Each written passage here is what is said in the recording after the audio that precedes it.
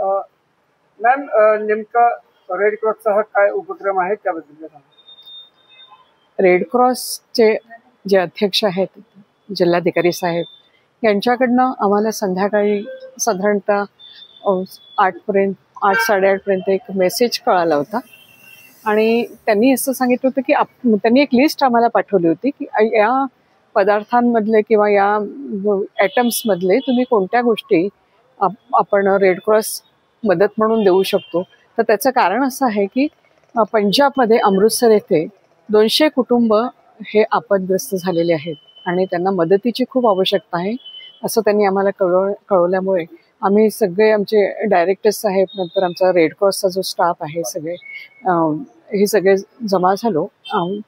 रात्रीच्या वेळेला अनेकांना फोन केले, अनेक दानशूरांशी फोन झाले, त्यांच्याशी बोलणं झालं आणि अतिशय कमी वेळामध्ये त्यांनी जीवनावश्यक वस्तू ज्या आहेत त्या आमच्याकडे पाठवल्यात. काही वस्तू आधीच रेड क्रॉसकडे होत्या त्या आणि दानशूरांनी पाठवल्या वस्तू.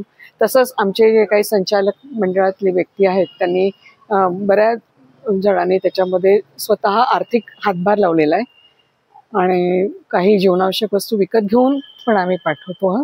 आता थोड्याच वेळामध्ये ट्रक येईल आणि तो लोड होईल.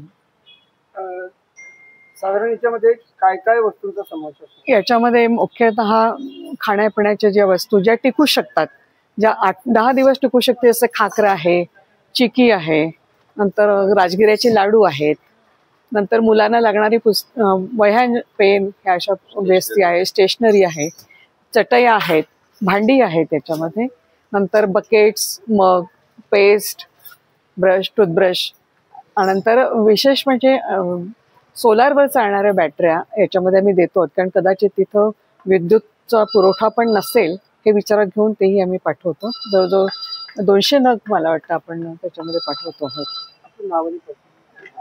मी डॉक्टर मंगला ठोंबरे आणि नुकतेच आता रेड क्रॉसची चेअरमन झालेली आहे. नमस्कार. एक मिनिट. नमस्कार, मी Subhash Sakhla, Indian Red Cross Society secretary म्हणून माझ्याकडे जबाबदारी आहे. काल रात्रीच आम्हाला आमचे पदसिद्ध अध्यक्ष मान्य जिल्हाधिकारी आयुष प्रसादजी सर यांच्याकडून काही सूचना मिळाल्या आणि रात्री 8:30च्या दरम्यान त्यांनी एक मेसेज पाठवलं की पंजाब येथे नैसर्गिक आपत्ती येऊन खूप मोठ्या प्रमाणात तिथे अमृतसरला 200 कुटुंब विस्कळीत झालेले आहेत. तर त्यांना आपण काय मदत करू शकतो त्या एक अनुषंगाने आम्ही रात्रीच आमच्या काही संचालिका, आमचे चेअरमन, माजी चेअरमन, आमचे उपाध्यक्ष, आमचे डायरेक्टर्स इथे रात्री आम्ही आलो आणि त्या अनुषंगाने आम्ही बऱ्याचशा दानदात्यांना फोन लावला आणि त्या दानदात्यांना रेड क्रॉसवर विश्वास असल्यामुळे आणि मागे अशा प्रकारे आम्हाला त्यांनी आव्हानावर आम्हाला त्यांनी प्रतिसाद दिला आणि साथ देतात आणि त्या अनुषंगाने त्यांनी आम्हाला रात्री जे कमेंटमेंट केलं त्या आम्हाला सकाळीपर्यंत त्यांनी सर्व साहित्य पोहोचवलेलं आहे. स्टॉप केलेलं आहे. आता मॅडमनी बऱ्यापैकी सांगून दिलेलं आहे. त्यात आम्ही जे प्रामुख्याने जे आयटम पाठवत आहोत ते म्हणजे बाथ किट आहेत, साबण आहेत, तेल आहेत, पेस्ट आहे, ब्रश आहेत, ब्लँकेट्स आहेत, मग्स आहेत.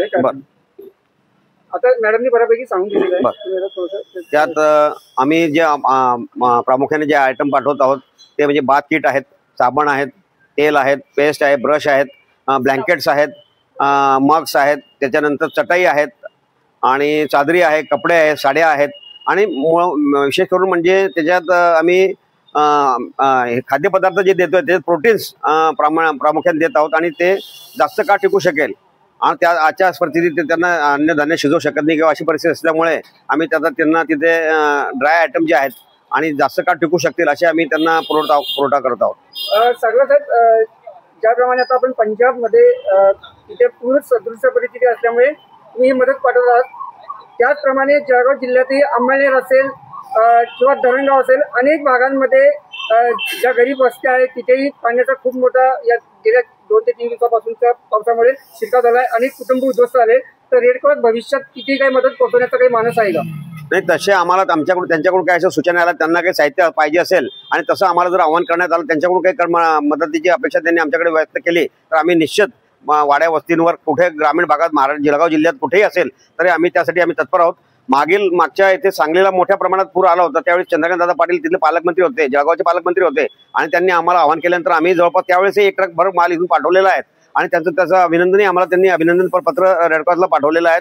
आणि रेडक्रॉस ही जागतिक पातळीची संस्था आहे आणि रेडक्रॉस नेहमीच आपत्ती व्यवस्थापन आमचं एक याच्यातलं एक प्रामुख्याने एक आमची हे आहे, त्याच्यात आम्ही त्या आपत्ती व्यवस्थापन याच्या खालती आम्ही जे साहित्य किंवा जे आम्हाला मागणी येते ते आम्ही पुरवण्याचा आम्ही आतुरात प्रयत्न करत असतो। आणि दानदात्यांना आवाहन केल्यानंतर रेडक्रॉसवर त्यांचा विश्वास असल्यामुळे आम्हाला जास्तीत जास्त मदतीचा हात आम्हाला मिळतो आणि त्या दानदात्यांचा मी नेहमी ऋणी राहील आणि रेडक्रॉस परिवार सदा ऋणी राहील, एवढं बोलून मी माझे।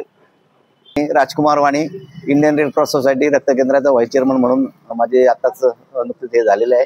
तर आम्ही मान्य जिल्हाधिकारी महोदयांच्या आदेशानुसार पंजाबमध्ये अमृतसर या ठिकाणी जे साहित्य पाठवते त्याच्यामध्ये जवळजवळ सर्वच प्रकारचे आयटम्स आहेत।